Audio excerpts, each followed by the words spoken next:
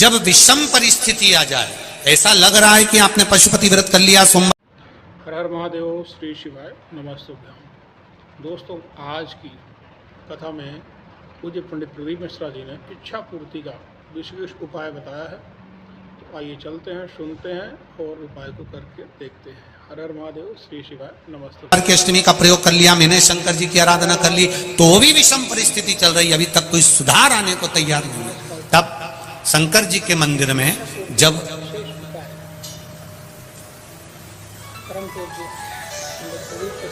बेलपत्र चढ़ाने के लिए आप जाएं, तब प्रयास करिएगा कि बेलपत्र को, अशोक सुंदरी का स्थान सबको मालूम है ना? बोलो, जम के बोलो जरा, मालूम है सबको? अशोक सुंदरी वाली जगह पर बेलपत्री को, डंडी वाली जो जगह है जहां से पानी बहकर जाता है, उधर रखना है। उसी बेलपत्री को वापस उठाना है। शिव जी के शिवलिंग पर जब बेलपत्री रखो तो डंडी का भाग, आप यहां बैठे हो तो डंडी का भाग पीछे की ओर होना चाहिए। शिवलिंग जैसे ये है तो डंडी का भाग पीछे की ओर, उसको रखकर 7 लोटा जल भगवान शंकर पर समर्पित कर दीजिए, अपने भाव को रखते हो। अगर विषम परिस्थिति चल रही है, आपने पशुपति व्रत कर लिया, सोमवार की अष्टमी का कर लिया, उसके बाद भी कार्य नहीं हो रहा, अटक रहा है किसी कारणवश, कोई फाइल मोटी है, थोड़ा समय लग रहा है, तो 7 लोटा जल का प्रयोग करें। धीरे धीरे 7 लोटा जल शिव जी को बाल्टी में भरकर ले जाएं अपने घर से। 7 कलश जल शिव जी को समर्पित करना है और समर्पित करने के बाद उस बेलपत्री को वापिस अपने ही घर पर लेकर आ जाना।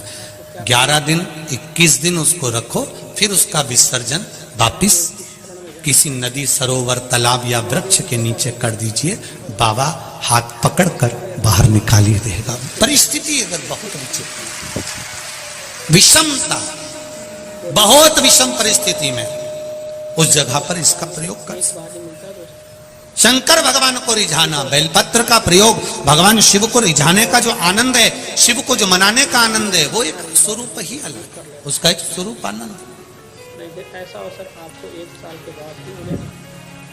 शंभु शरणे पड़ी मांगू घड़ी रे घड़ी, दुख काटो दया करी निदर्शन।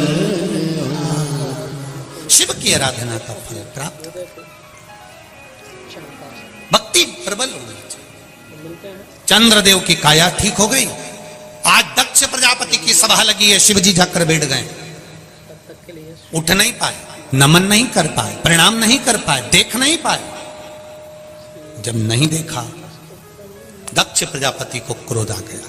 क्रोध आया, खड़े हो गए, श्राप दे दिया, रे शिव, ये केवल देखने का श्राप नहीं है, ये केवल दक्ष प्रजापति ने इसलिए शंकर जी का अपमान करा क्योंकि इन्होंने चंद्रदेव की काया को ठीक कर दिया था। श्राप दिया था दक्ष प्रजापति ने, और चंद्रदेव जब सभा में आकर बैठे तो उनकी काया ठीक थी। चंद्रदेव की काया बिल्कुल ठीक। सबसे पहले दक्ष प्रजापति ने पूछा, चंद्रदेव की काया ठीक कैसे हो गई? मैंने श्राप दिया था तो ये तो ठीक नहीं होना था, फिर ये ठीक कैसे हो गया? तब देव ऋषि नारद ने कहा, दक्ष प्रजापति, तुमने श्राप दिया है, पर संवारने वाला वो भोलेनाथ सामने बैठा हुआ है। किसने सवार? शिव ने इसको अच्छा कर दिया, हाँ, शंकर भगवान ने इसको अच्छा कर दिया, हाँ।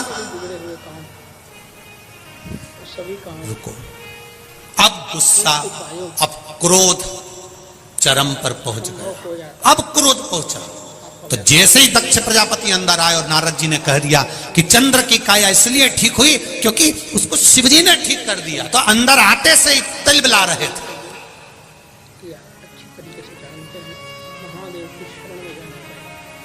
एक बहुत अच्छी बात ध्यान में रखिएगा जरा, कानपुर वालों, एक बात का स्मरण अपने पास में रखिएगा, कभी भी कच्चे कान के मत रहे।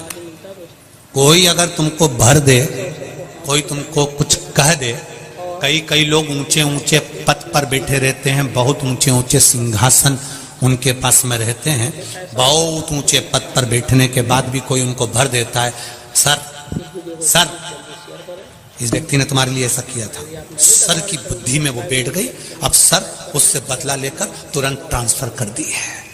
उससे तुम मिले हो, उसको तुमने जाना है, उसको तुमने समझा है, उससे एक बार दिल से बात तो करो, समझ में आएगा। वो ऐसा नहीं है, समझ में आएगा।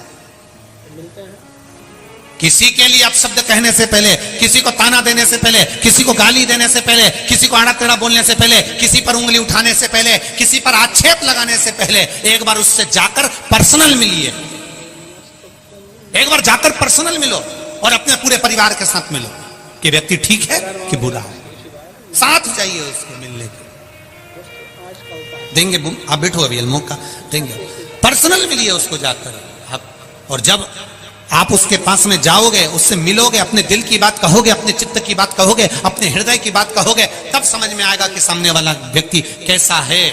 मेरा बहू सास की निंदा करती है अपने मायके में जाकर, तो मायके वालों से निवेदन है, सास को बुरा मत मानना, पहले मायके से ससुराल जाओ, बात करो। सास बहू की निंदा करती है तो मेरा निवेदन है, पहले बहू से एक बार मिलो।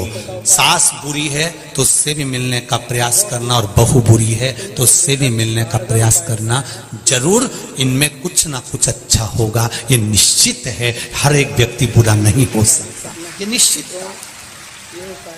और एक बार का निवेदन आप सबसे, चाहे कोई वीआईपी हो, वीवीआईपी हो या साधारण सा व्यक्ति हो, एक बार अगर कोई बैठ गया है तो उसको ये ना बोलें कि आप इधर बैठो या उधर बैठो। बैठ गया ना, वो शंकर का है, शंकर का रहेगा,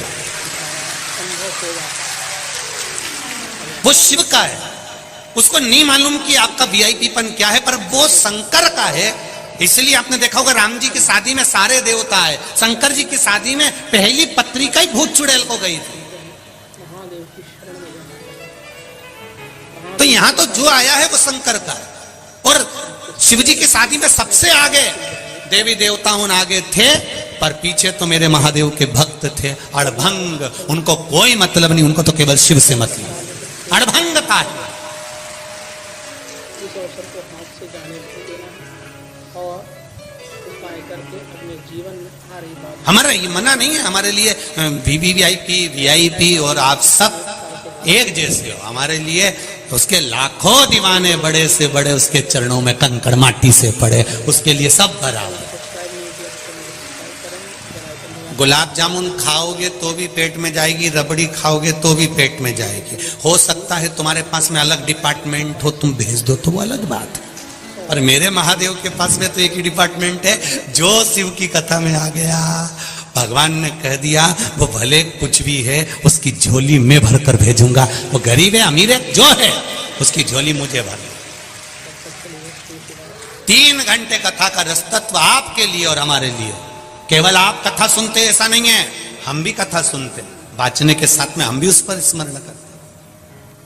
भक्ति का बल बढ़ाए, उसका रसतत्व बढ़ाए। शिव कथा कह रहे, शिवलिंग का निर्माण करा, और निर्माण करने के बाद में शंकर भगवान के शिवलिंग के निर्माण का जो आनंद था वो चंद्रदेव ने पा लिया, और काया के रोग से मुक्त हो गए। काया के रोग से मुक्त। एक बात और आपसे कहेंगे, उतारिएगा। जिसके शरीर में सफेद चमड़ी पड़ने लगती है, चर्म रोग हो जाता है, या चेहरे पर आंख के पास में पूरा कालापन आ जाता है, उसको हमेशा याद रखना है, लाल चंदन का लेपन पीपल के पत्ते पर करिए। काय पर करना है? पीपल के पत्ते पर लाल चंदन का लेपन करिए। लेपन कर कर सोमवार की अष्टमी के दिन उसको लेपन कर कर वापिस निकाल कर शंकर भगवान पर उसका धीरे धीरे त्रिपुंड बनाकर लेपन करना प्रारंभ करिए। जब आप त्रिपुंड बनाकर लेपन करना प्रारंभ करें, उसके बाद उस चंदन को जो सोमवार की अष्टमी है तब निकाल कर लिया है, और निकाल कर लाकर उसको डब्बी में रख लें। उस चंदन का प्रयोग चर्म रोग के स्थान पर थोड़ी थोड़ी मात्रा में करना प्रारंभ करें, पानी के साथ मिलाकर। परंतु उस चंदन को केवल 6 से 7 दिन में प्रयोग करिएगा, ज्यादा नहीं।